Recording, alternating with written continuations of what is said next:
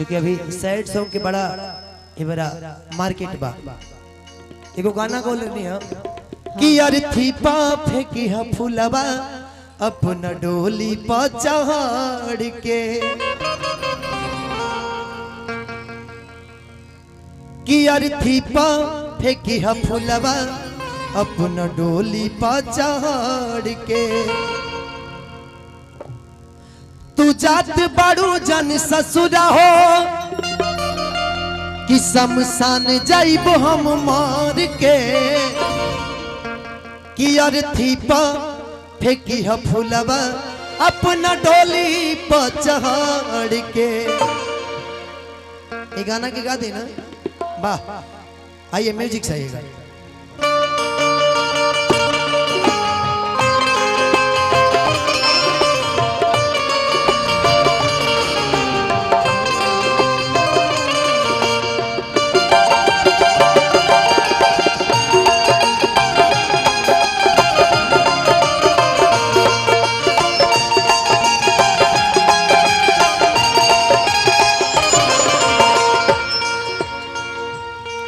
और थी पा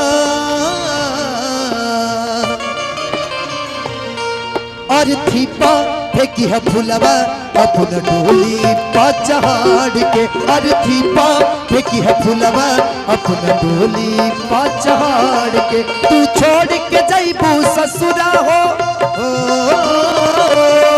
तू छोड़ के जाइबू ससुरा हो कि शमशान जाइब हम मार के। और थी पा फेंकी है फुलवा अपना डोली पा चढ़ के। और थी पा फेंकी है फुलवा अपना डोली पा चढ़ के।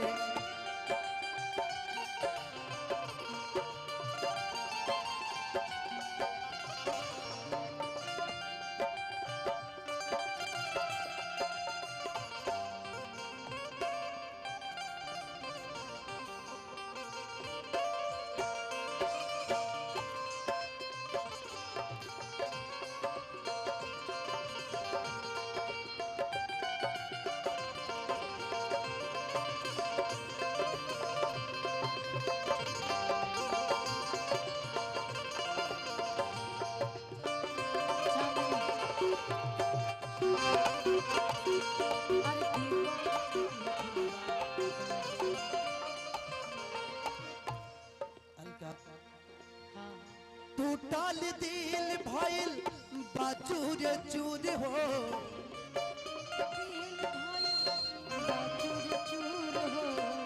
मरेला हम होई गइनी मजबूर हो।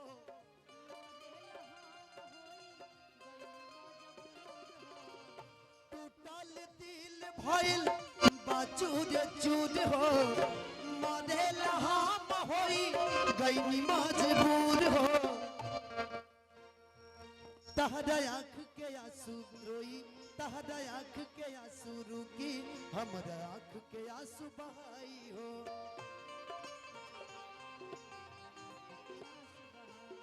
तहरा आँख के आंसू रुकी, हमरा आँख के आंसू बहाई हो। तू खुशी बनैबू सेज के, तू खुशी बनैबू सेज के,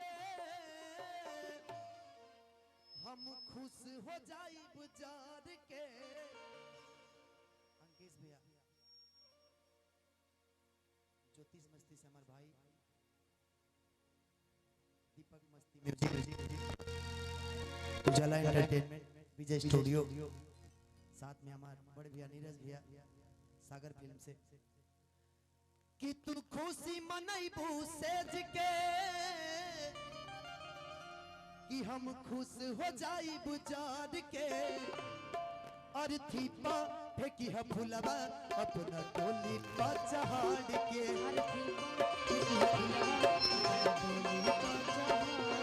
और थी पा फेंकी है फुलवा अपना डोली पा चढ़ के।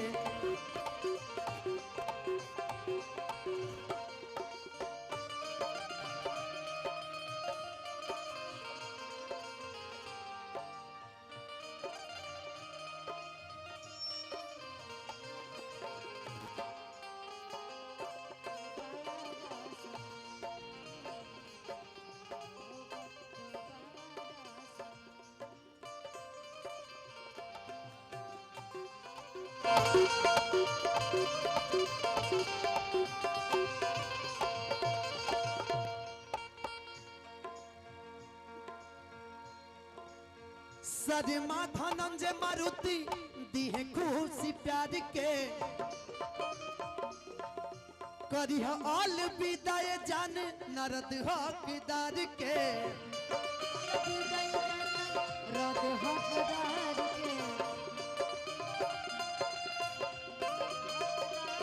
एक गीत के राइटर हमारे भाई नंदन मारुति जी और नारद हकदार जी।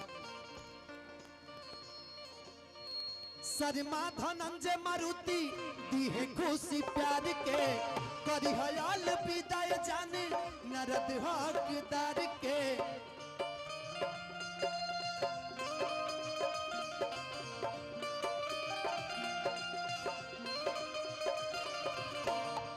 तहरा आँख के आंसू रुकी हमरा प्यार के आंसू बहाई हो तू खुशी मनई हा सेज के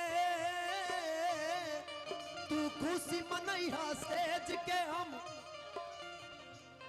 तू खुशी मनई हा सेज के शमशान जाइब हम मार के